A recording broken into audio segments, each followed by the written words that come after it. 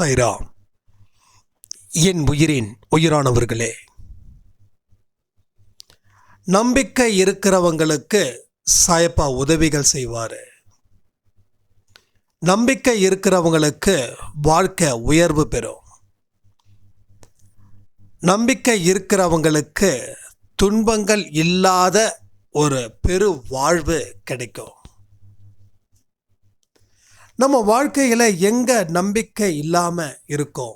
ஏன் நம்பிக்கை இல்லாமல் ஆகுது?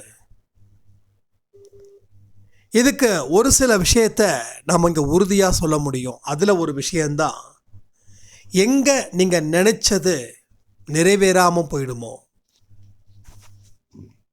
அப்படி நிறைவேறாமல் போனால் என்னால் எப்படி வாழ முடியாமல் போகுமோ, அப்போ நான் நினச்சது, நான் எதிர்பார்த்தது எல்லாம் என் வாழ்க்கையில் நடந்தே தீரணும். நடக்காமல் போச்சுன்னா என்னால் வாழவே முடியாது. இந்த மாதிரி மனநிலை உங்களுக்கு வந்துச்சுன்னா நீங்கள் நம்பிக்கை இல்லாத மனுஷங்களாக போயிடுவீங்க.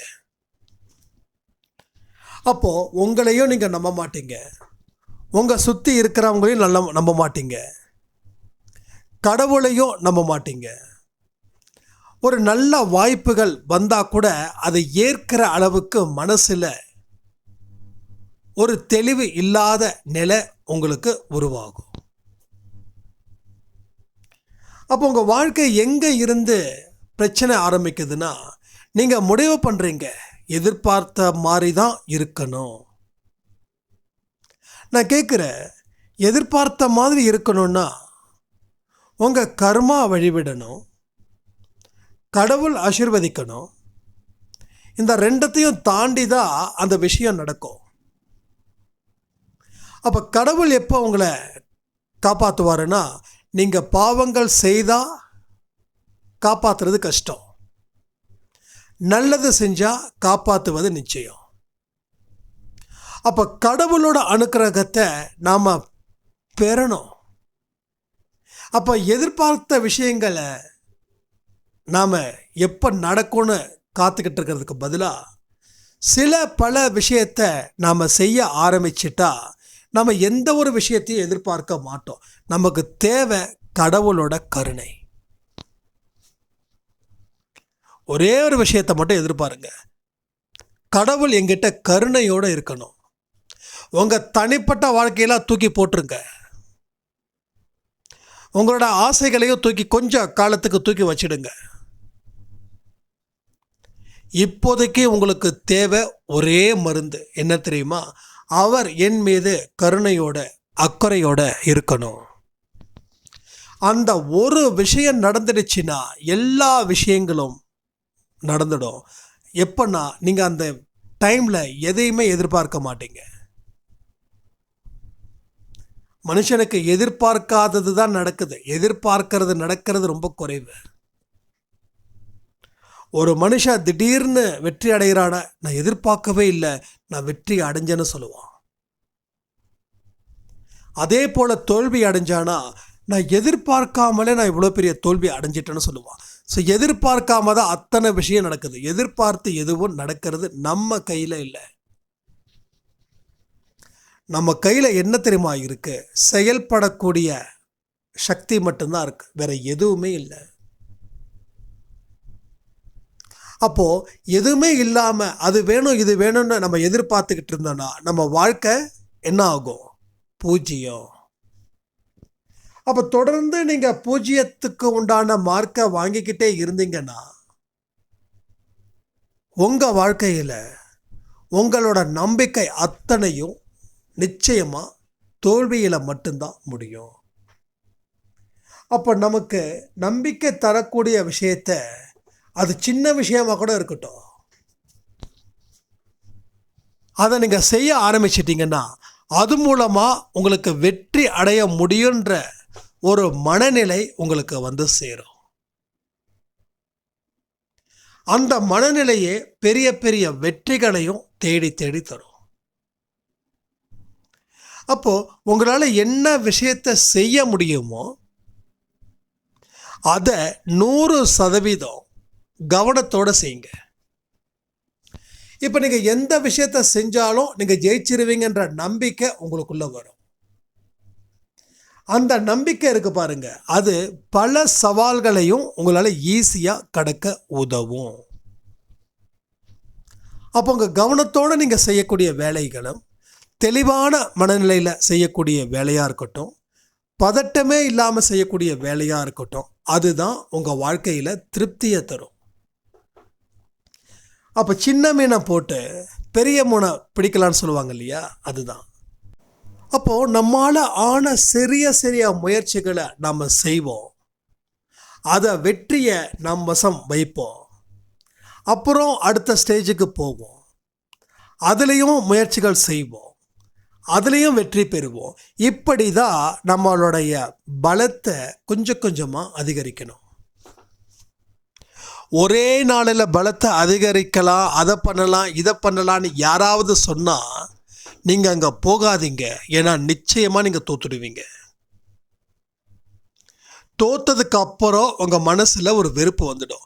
நான் என்னென்னமோ பண்ணேன், யாரோ என்னென்னலாம் சொன்னாங்களோ அத்தனையும் நான் செஞ்சேன், ஆனால் ஒன்றுமே எனக்கு நடக்கலைன்னு எனக்கு நிறைய விஷயங்கள் வாட்ஸ்அப்பில் அனுப்புகிறீங்க.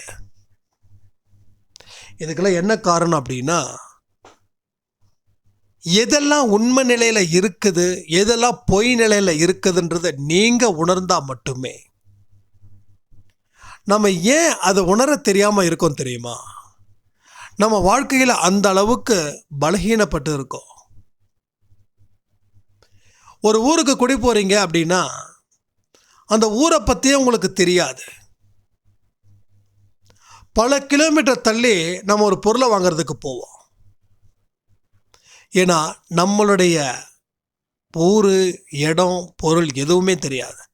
அப்புறம் தான் போக போக தெரியும், இங்கேயே இருக்குதுப்பா, நம்ம அங்கே போனோமே அப்படின்னு நம்ம நினைப்போம். அப்போ நம்ம பலத்தை நம்ம பலகீனம் மறைக்குது.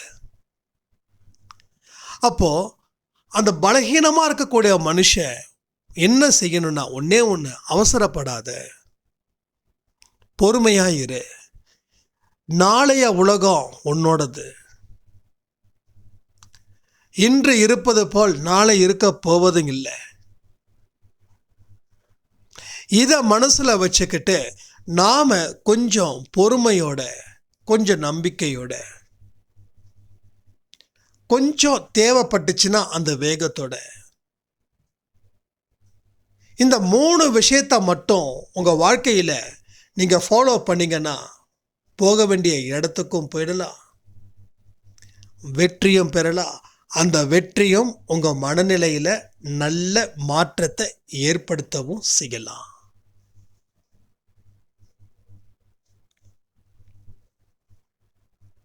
இது ஒன்று தான் வாழ்க்கையில் நமக்கு தேவையானது.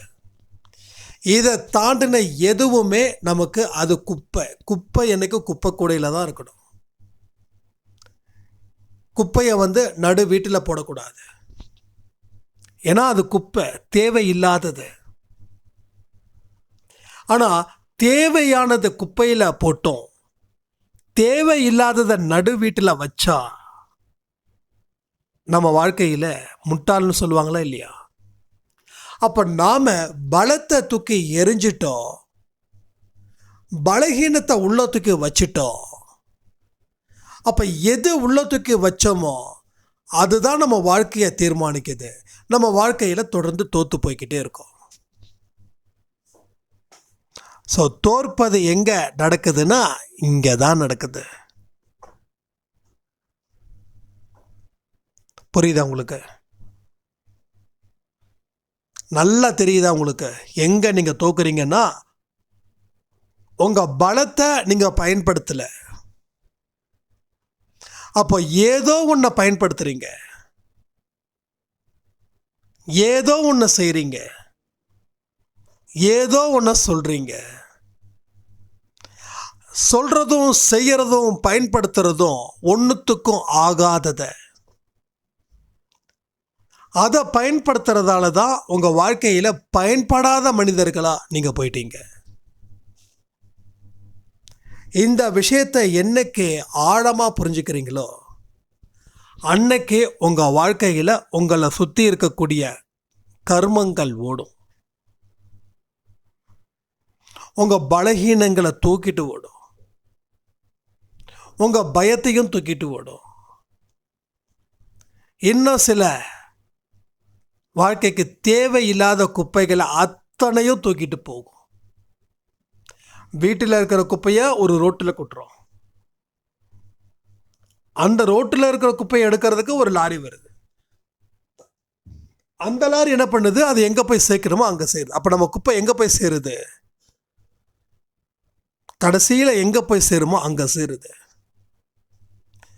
அப்போ குப்பைகள் என்னைக்கா இருந்தாலும் குப்பைகள் தான். அது என்றைக்குமே விலை உயர்ந்த பொருளாக மாறப்போவது இல்லை. அப்போ உங்கள் பலகீனத்தை இன்னமும் நீங்கள் சேர்த்து வச்சுக்கிட்டா அது பலமாயிடும். நீங்கள் நினச்சிங்கன்னா நீங்கள் இன்னமும் பலகீனமான மனிதர்களாகவே இருப்பீங்க. இது உங்களுக்கு ஒரு விஷயத்த மூலமாக புரிய வைக்கிறேன். இன்னைக்கு நம்ம எதை செய்யலையோ அதுதான் நாளைக்கு நமக்கு நடக்கும்.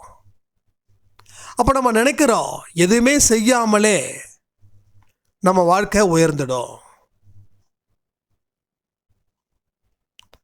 நமக்காக அன்பே சாயில பிரார்த்தனை பண்ணுறாங்க, அதனால என் வாழ்க்கை உயர்ந்துடும் அப்படின்னு நினச்சா என்னோட பிரார்த்தனை உங்களுக்கு பலனளிக்காது. என்னைக்காவது பலகீனம்தான். அப்போ நீங்கள் எதுவுமே செய்யாதது பலகீனம், பிரார்த்தனை பலம். ஸோ நீங்களும் பலமாக இருந்து பிரார்த்தனையும் பலமாக இருந்தால் தான் ப்ளஸ் ஆகும். ஸோ பிரார்த்தனை மட்டும் பலமாக இருந்து நீங்கள் பலகீனமாக இருந்தால் மைனஸ் ஆகும். சில பேருக்கு பிரார்த்தனை பலிக்கலைன்னா அதுக்கு காரணம் பிரார்த்தனையால் இல்லை. யார் தான் வாழ்க்கையில் மாற்றத்தை தன் மூலமாக தான் அதை ஏற்படுத்தணும் அப்படின்னு நினைக்கிறாங்களோ அவங்களுக்கு அந்த பிரார்த்தனை பலிக்கும். பிரார்த்தனை செஞ்சிட்டா என் வாழ்க்கை மாறும்னு நினைக்கிறவங்களுக்கு பிரார்த்தனை பலிக்காது, எந்த ஜென்மத்திலையும் பலிக்காது. உங்கள் முயற்சி இல்லாமல் உங்கள் வாழ்க்கையை மாற்றவே முடியாது. பசிச்சா நீங்கள் தான் சாப்பிட்றீங்க. இதை என்றைக்கும் உதாரணத்துக்கு வச்சுக்கோங்க. உங்களுக்கு 2 நாள் 3 நாள் உங்கள் வயிறு பசி, நான் இங்கே இருந்துட்டு சொல்கிறேன், சைராம் நீங்கள் சாப்பிடாதீங்க. உங்களுக்கு பதிலாக நான் சாப்பிட்றேன்னா என்னை நீங்கள் அடிக்க வந்துடுவீங்க. அப்போ நான் என்ன பண்ணணும்? உங்களுக்கு நான் சாப்பாடை வாங்கி கொடுக்கணும், உங்களுக்கு சாப்பாடு ஆர்டராவது பண்ணணும்.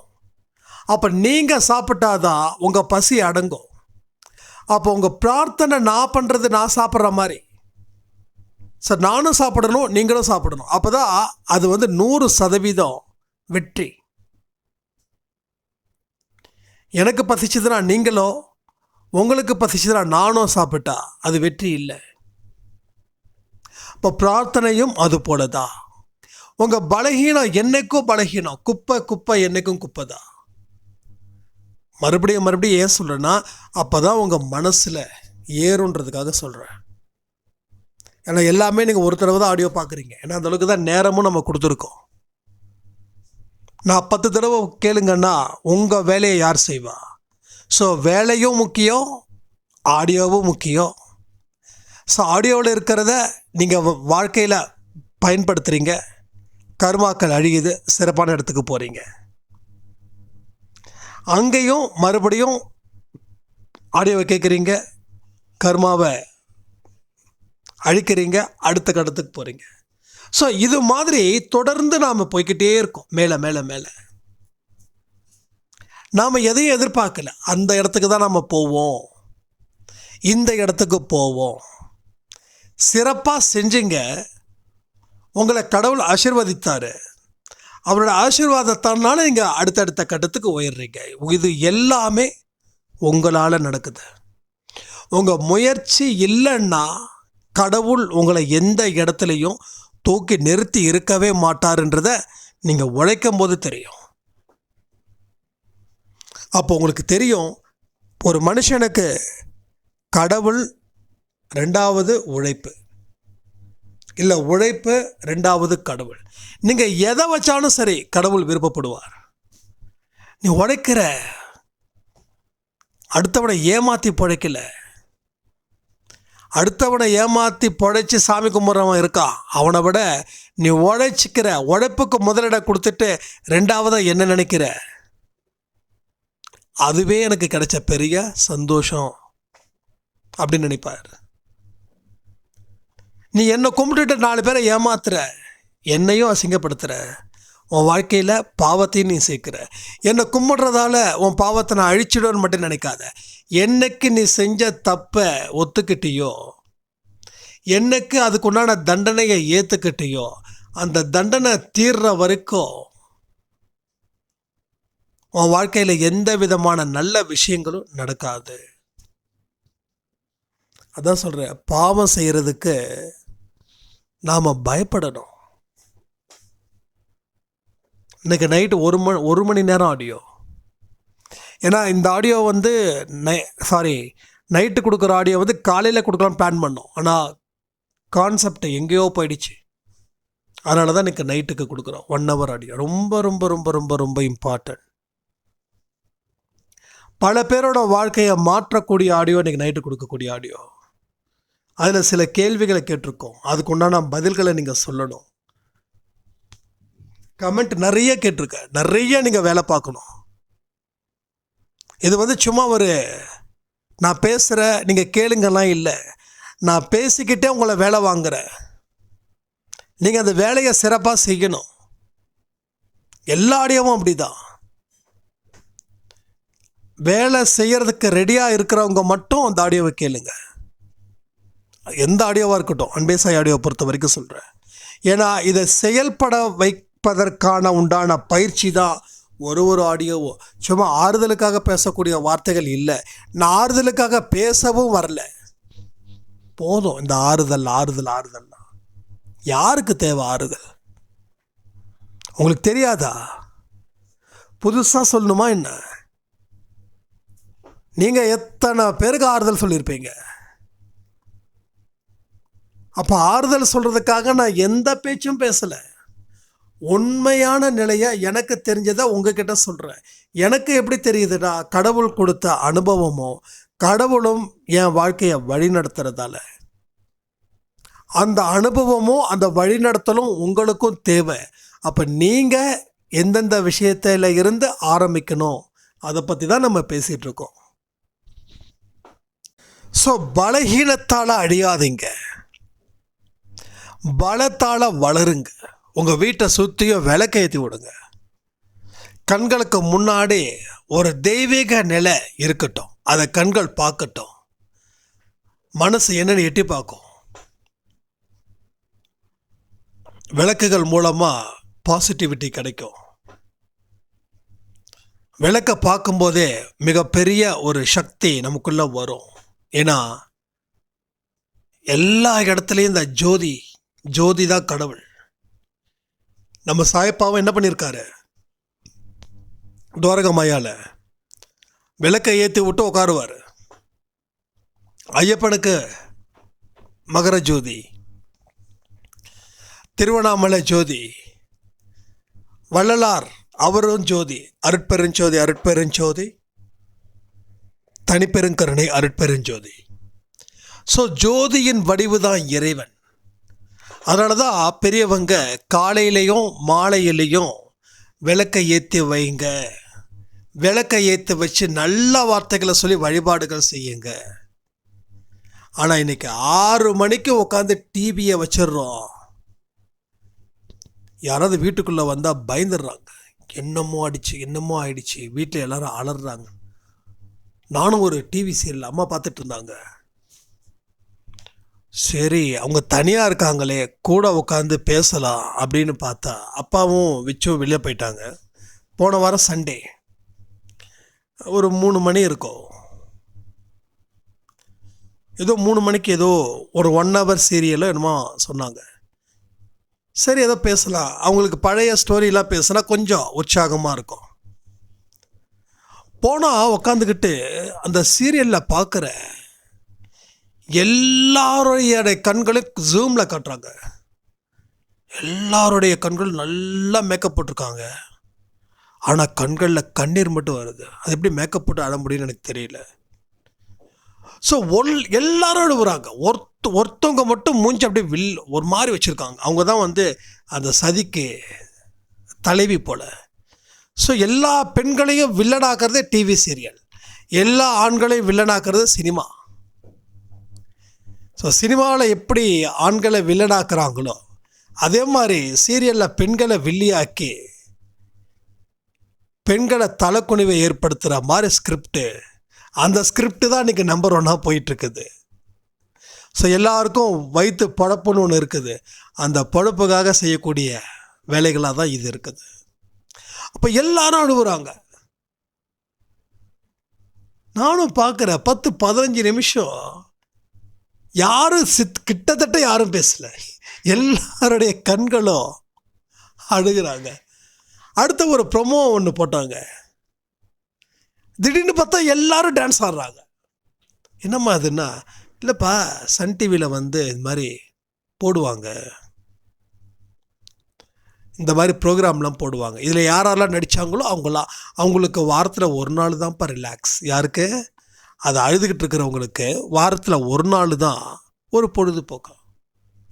என்ன பண்ணிட்டாங்கன்னா, இந்த சீரியலை பார்த்து பார்த்து பார்த்து அவங்க தனிப்பட்ட முறையில் தான் நடக்குதுன்றதையும் ஃபிக்ஸ் பண்ணிட்டாங்க எல்லாரும்.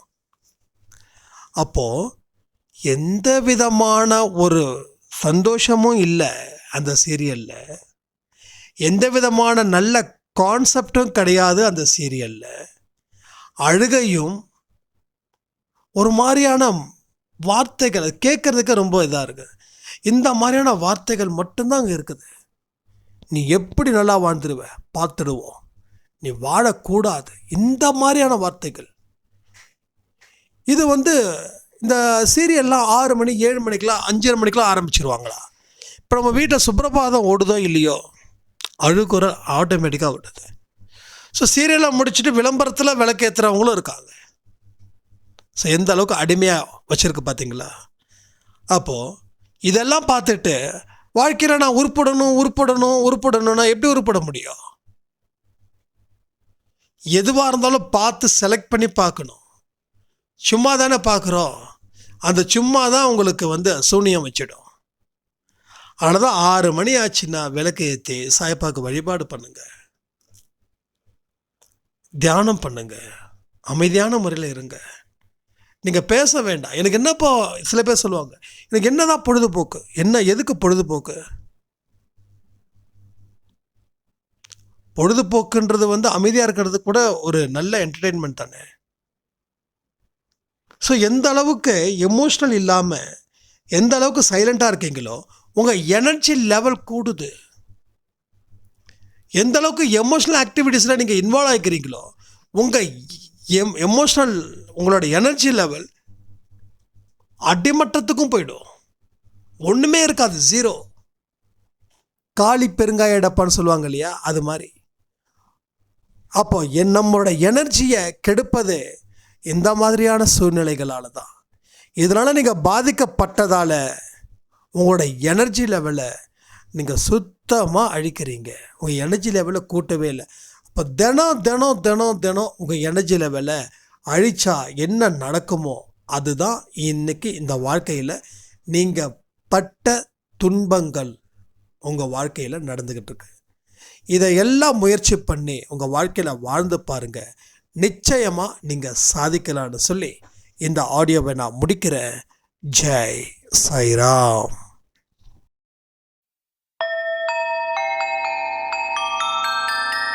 ஓம் சாயிராம்.